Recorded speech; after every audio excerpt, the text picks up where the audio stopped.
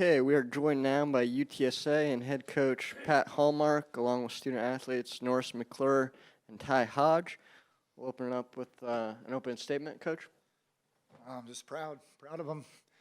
Excited. Came to get 3 wins and we got it. Y'all didn't not believe me when I said that on Friday, but the players believed it. It was a job, and that's all that matters. Thank you, Coach. We'll take questions for student athletes now. Please raise your hand. We'll bring the microphones around. We'll start over here on the right.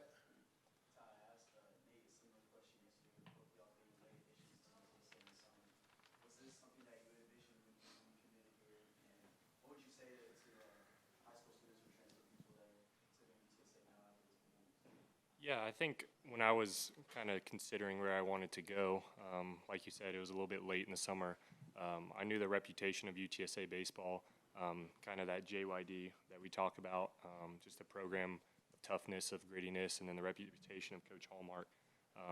This program and Coach Hallmark, they continually win. They produce good seasons over and over, so it was kind of a no-brainer for me coming here.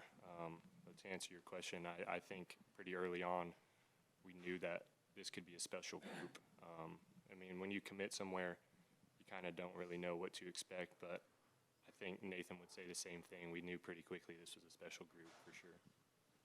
We'll stay over here on the right. Norris, can you take us through the home run and, more importantly, the bat flip? What's the sort of emotion like in that moment? I mean, it was first inning, first pitch, first one I saw, 3-hole hitter. We shut him down in the first. I mean, we came out. That's the first runs of the game. I mean, that's something big. Usually whenever somebody punches first, they come out and win it. I don't know. I always try to stay super loose up there. This whole weekend, I really haven't had anything on my mind or physically or anything going on up at the plate except for just hit the ball. And so I hit it, and then I knew it was gone, and then I flipped it. Nothing special. On your left, Kurt, go ahead. Yeah, Norris, you beat Texas twice. You won your first super regional school history. Can you put that in your emotions and the words? 3 times. 3-0 against Texas this year. But yes, I mean, that's something, I mean, I'll obviously never forget. I was playing D2 ball last year, nowhere close to this. I mean, for anybody that's watching that's in the spot, you know, I mean, stay with it. All glory through him. I mean, I give all the glory to God. This is special. This is special. It's something I'm never going to forget. Cedric, go ahead. On your left. Hey, Ty, what was your confidence level coming in here against a team that was number 1 in the country for a lot of the year and then a number 2 national seed? Yeah, I think that our whole team has a lot of confidence. We know that we can play with anybody in the country, and then, you know, having beat them earlier in the year, that kind of builds on that confidence. But just kind of like we talk about all the time, it's just sticking to what we know on the pitching side, just throwing strikes, executing pitches, playing good defense, and then swinging at good pitches and taking your best swing, and that's what we did all weekend. But yeah, our confidence level is always high, no matter who we play. Any more questions for the student athletes? We'll go to the right. Norris, you told me a few weeks ago when we talked under the oak trees out there at the bird bath that you tried to, you know, bring an emotionless approach to the plate when you went up to bat. How in the world do you do that when you're playing in this stadium in the NCAA tournament? How do you stay emotionless in a setting like this? Yeah, of course. It's kind of the beauty of baseball. I mean, that's one of the craziest and most beautiful things about the game. You step into that box, and it could be louder than ever, or it could be dead silent. You won't hear a thing. I mean, you're in there. You're so locked in. Playoff baseball is one of the greatest things in the world. I love it. Yeah, I mean, yeah. I try to keep it calm. Try to be still and just hit the ball. See it 2-6. Keep all our little tells that we got going on. Trust in our plan. Trust in everything that we do. Work day in and day out. And it pays off. Let's go to the left, Kirk, and then we'll come back here. Yeah, Ty, they started a pitcher who was making his first start of the year tonight. Did that surprise you? And what was the scouting report y'all had on Hamilton? Yeah, it was, I mean, a little bit of a surprise, but we were ready for anyone.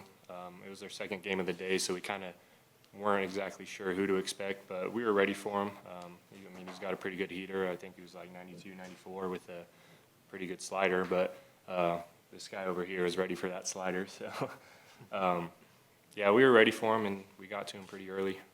Worked out. Second row on your right, go ahead. Ty, just what was the emotion like, the final out and the celebration that followed and having this accomplishment for the school?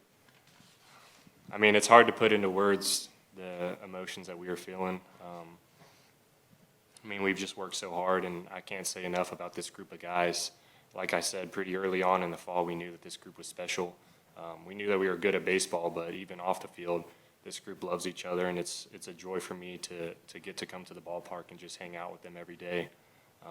So I think the combination of that, and then obviously we have good players, and then all the work we put in, we feel like this isn't a surprise. We deserve to be here. We're definitely good enough to be here, and I think we proved that. But yeah, all that hard work paying off from the beginning of the fall all the way through this season. It's hard to put into words, this accomplishment, but still got a few more to go. Not done yet. We'll go back right. Norris, when you think about this game and the way in which it was going, you guys, out of anybody, knows what can happen when a team gets complacent. As you guys were going through this game, and then you look around and you see, okay, things are going smooth, and Mason makes an incredible catch in the outfield. At what point did you guys say to yourselves, okay, it seems like we're clicking at every single thing that we want to do, those 6 things that we want to do in this game? Absolutely. I mean, I was talking with a lot of the people that I talked to after the game, and I mean, that was one of the most complete games of baseball I've ever seen, and especially being a part of it was absolutely incredible. We've said before, whenever we go up like that early in big games, we say defense is going to win the ball game, and I mean, we had spectacular defense. Mason makes a phenomenal catch. JT was out there working. I had a lot of good putouts. Ty had some good plays. JB had some good. I mean, it really is, like you said, all 6 assets, all 6 of them. We try to do them, and I mean, I think that's what makes it so special. See a lot of these teams, they come in. I mean, they hit jacks. You know, they do whatever, look cool. I don't know. They don't do all 6 like we do. I'll tell you that. We'll stay in the back. Cliff, go ahead. Cliff Thornton, Fox 7 Sports here in Austin. As questions for Norris. I think school's out right now. You guys aren't out and around on campus right now. But what's been maybe some of the response that you've gotten? Maybe from maybe some of classmates or UTSA students or alums over the last couple of days in terms of what you guys have done. And I guess going back a couple of weeks, to having just the regular season that you guys have had. How have you guys have sensed, I guess, Roadrunner Nation to kind of, rally around y'all? Absolutely. I mean, I think, I don't know if he said it or somebody said it. It might have just been somebody on the team, but we said it yesterday. People treat winners a lot differently than they treat losers. So that's something that we're definitely reaping the benefits of. We go out there, we play good ball, and I mean, we have a phenomenal fan base behind us. I mean, there was times whenever we were drowning out some of the Texas fans. I mean, I couldn't even imagine the ratio between which to which. So it really is awesome. We have just like we all fight for each other and play for each other. I mean, the fans they are out there doing their work too. The dugout. I mean, everybody. It's awesome. Roadrunner Nation. It's phenomenal. I was about to say let's ride. Can't do that. Anything else for Norris or Ty? Norris, Ty, thank you. You guys can go back to the locker room. Appreciate you guys. This guy's writing notes. Kidding me? You missed a hit by pitch. I know I did. You missed a hit by pitch. I know I did. We'll continue now with questions for Coach. We'll start in the back. Kendall, go ahead. Pat, I talked to a lot of coaches in the offseason about the transfer portal and things like that, and a lot of coaches say, well, we lose this guy, we lose that guy. It's really hard to compete. You guys lose Matt King and Ruger, and you're in a super regional. What does that kind of say about your program that you can lose 2 really good players like that and you actually get much better? Well, we're adaptable. That's what it says. There's no guarantee. We could get hurt by the portal. This year we didn't. Certainly those 2 guys are good players. Ruger's a good player. We lost some good players, but 2 minutes before we walked in this room, Kendall, Coach Aguayo, me and Norris were talking, and to be very blunt, we said, we're not here if those people are still here. We're here because they left. And that's a fact, because Norris is here, Ty Hodge is here. And they're big reasons why we're in a super regional. So it's God, it's adaptability, it's persistence, and it's, at the end of the day, it's do what you can with what you have. I mean, they want to get in the portal, get in the portal. We'll go for the next guy, which is those two guys right back there. Go to the left. Cedric, go ahead. Hey, Pat, for those of us who aren't here, what did you say that people didn't believe before the tournament? It was a little tongue-in-cheek, so I hope I didn't come across too negative. But I know how it sounded on Friday night when we're UTSA and the Longhorns are here, and even Kansas State, another Power 4 school, and UTSA's head coach is supposed to be super excited and on top of the moon because we beat a Power 4 team and got our first regional win in the history of the program. And basically I said, okay, that's okay, but we need 2 more. And I just thought the room was a little bit silent, like, really? So that's all. But I'm not acting like I knew it was going to happen. I did not know it was going to happen. It takes a team effort and terrific baseball. You know, we made 1 error in 3 games. We talk all the time about defense. I do. The kids want to hit homers and, and strike people out because it's fun and sexy, but the defense was so important. Just steady, boring defense. That's what won this weekend. Go over to your right. Go ahead. Coach, can you just talk a little bit about, right here. Can you just talk a little bit about Roadrunner Faithful? I mean, they really showed up tonight. You can hear the UTSA chants were drowning out Texas fans. Can you just speak on them a little bit? They were, and I echo what Norris said. In the 9th inning, the first out in the 9th inning, from my dugout view, I couldn't see Norris catch the pop-up. And all I saw was the crowd. And the crowd was so loud, and there were so many of them when he caught it, I thought he missed it because I thought it was Texas fans, just because it was so many and so loud.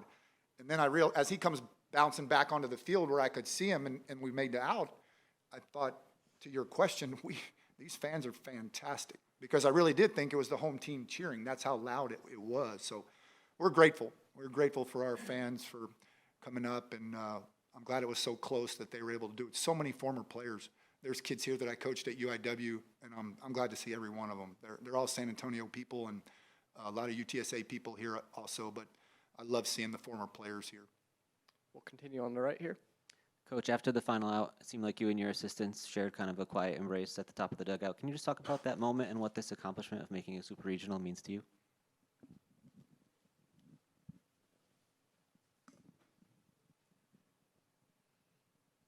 My wife's not surprised right now. I'm not that easy to work for. That's what that's about. I'm not that easy to work for. I'm not that easy to work with. Maria can attest to that. Those guys put up with a lot of stuff from me that some coaches wouldn't, but so it was emotional for them. I'm happy for my coaches. Yeah, they deserve this, just like the players, but the assistant coaches deserve it too. So I'm glad they put up with me. I think they know. It's all pointed to nights like this. I'm not that easy to work for. I'm demanding, and when we lose, probably sentiments of Coach Graham, you're not supposed to be happy at all when you lose. So I hunt, pissed off, whatever it is. Anyway, they just put up with a lot. So I was very emotional for them and happy for them. Yeah. On your left, Kurt, go ahead. Yeah, Pat, I mean, you mentioned the 1 error in 3 games. I don't know if y'all played perfect baseball, for those 3 games. It almost seemed like it. Yeah. Did you feel like it was just going as if you had scripted the whole thing? No, I didn't. In the moment, you mentioned one of the questions earlier for the kids about something to the effect of, did you feel like it was going well for us? And certainly I did. When Tauzik threw the relay to Bain and we threw him out at third, I did think to myself, this is going our way, but it changes so quick. Any coach in any sport will tell you it can change so quick. So really, I just was trying to remind myself to live in the moment. One, enjoy it. Enjoy the moment, whatever the moment by moment, to enjoy it. And at the same time, never look ahead. Just live in the moment and help the players if they need it, but mostly, again, just be quiet and let them do their thing. But there was some pitching decisions that needed to be made. That's really all I did tonight. There's a couple pitching decisions. The kids ran the game themselves. So yeah, I was trying to live in the moment. Yeah. I don't know. Maybe the college baseball world a little bit. But you know, I think we really do have more to do. I don't want to go too much into that, but we'll shock the world when we win the whole thing. That would shock the world. But we got 2 more games, as JT said. JT said it last night. He said 3 more to Omaha, which I was like, wow, he's right. And then he said it again tonight, 2 more.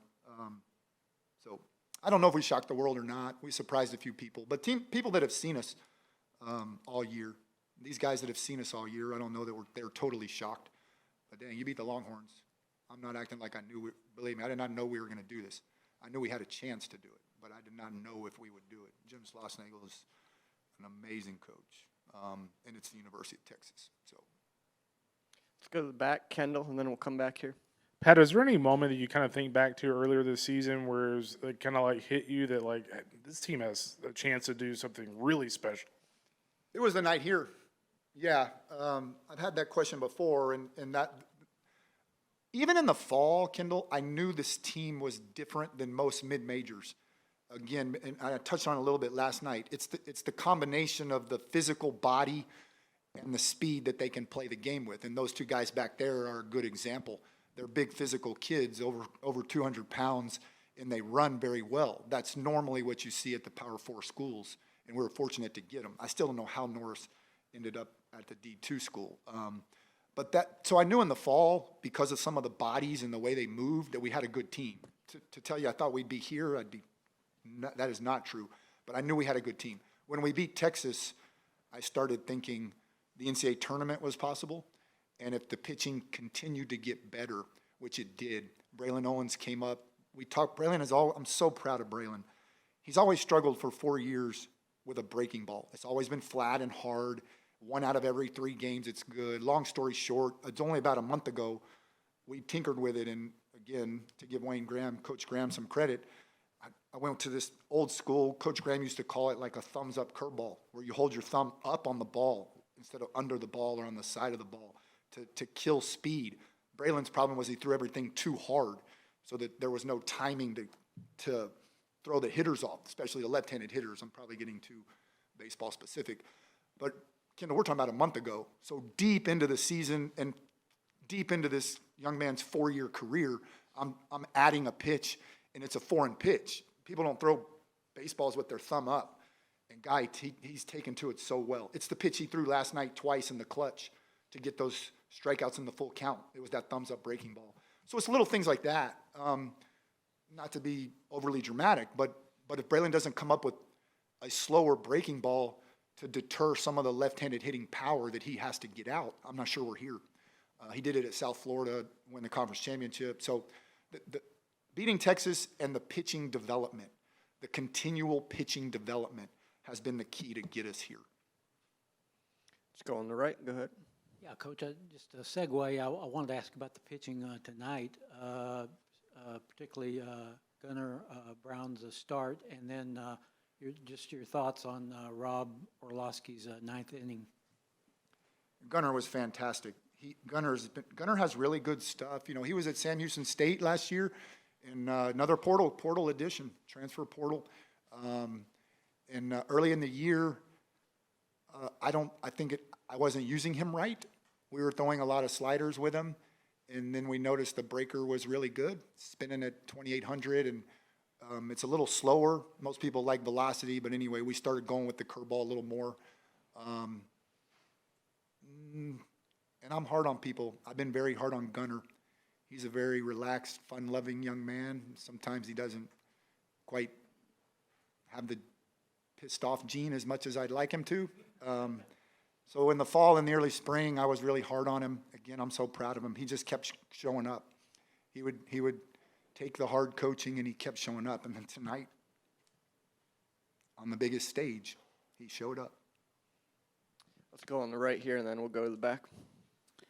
Pat, Coach Schlossnagle said something like this stinks for him, but he's so proud of you, and he thinks Coach Graham would be as well. Where does this moment rank in your career, and do you allow yourself a little bit of satisfaction after this one?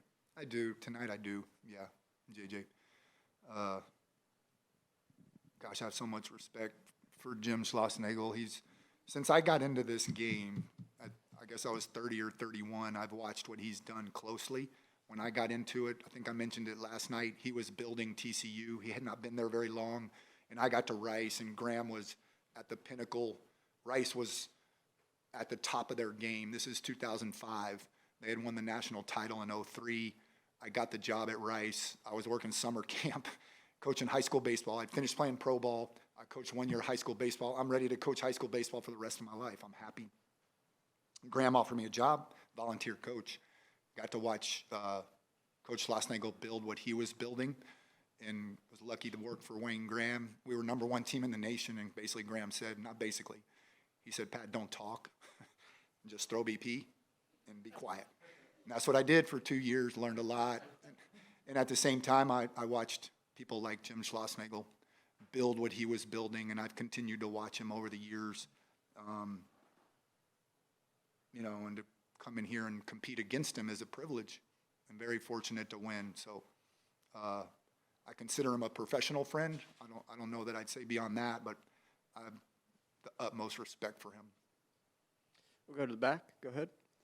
Coach, what does it mean to be a part of potentially the biggest win in the history of the school's athletic department? I'm grateful. That's what it means to me. I'm just grateful for the players, for everybody that's part of UTSA, the fans, my coaches. I'm just grateful, blessed and grateful. Yeah. Stay in the back, right? Go ahead. Coach, you mentioned the 6 things you wanted to tell the team going into this game, and you were able to share, I'm assuming, a message with them afterwards, as well as some lovely embraces on the field afterwards. What did you tell them about not just how proud you were, but what things maybe even you were hunting with that you wanted them to kind of focus on as you guys move forward? You talking about after the game or before? After the game, I literally said, I don't have anything to say. Go party and go celebrate. That's what I told them. I don't want to get in their way. I really don't. I want them to enjoy it and embrace each other. And I'm just happy to be part of it. Yeah, but they did the things we talk about, minimize. The 4th inning was huge. It's been so fun to be here and to see what they're able to do. It doesn't always work out that way, but one of the boxes we were going to try to check this weekend is what we call just minimize the damage. They had 2 guys on in the 4th inning. Kansas State did the same thing. I think Pete mentioned it. Kansas State loaded the bases with no outs. Tonight, the Longhorns had 2 guys on with no outs, and we just go out on the mound and we just talk about competing with the next hitter. That's what it's about. Compete with the next hitter and see if we can minimize damage. And these guys did it. The players executed. Yeah. On your right, go ahead. Pat, is UTSA a baseball school now, and what's your message to all the fans down the road? We've been a baseball school, JJ. Jeff's just such a good coach. Some of the UTSA people haven't noticed because Jeff Traylor is such a good coach. But we've been good. We've had a good team for 4 years. My first year, we weren't a great team. But for 4 years, we've been a good team. But again, it's hard to be a baseball school when Jeff's doing what he's doing. But yeah, no, we are a baseball school, yes. It's thank you. Yeah, keep coming. Thank you, and keep coming. Anything else for Coach? Okay. Thank you. Thanks, guys.